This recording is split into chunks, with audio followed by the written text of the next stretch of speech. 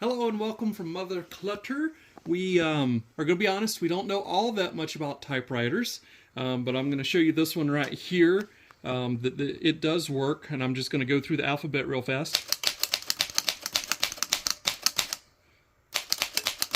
So you can see all of the keys. We do have one or two that stick. So I think the Z sticks a little bit, but you know, how often are you going to use a Z?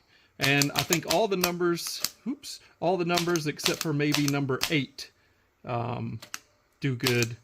So we do have that. Let's see here. I can make the paper go to the next line. All that works. The advanced works. The ribbon works there. So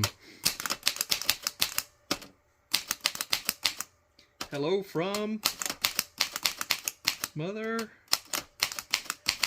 Clutter.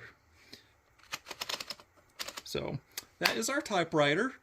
If you have any other questions, we'll be glad to take more video of any keys working or any of these bells and whistles that we don't know really all that much about, to be honest with you.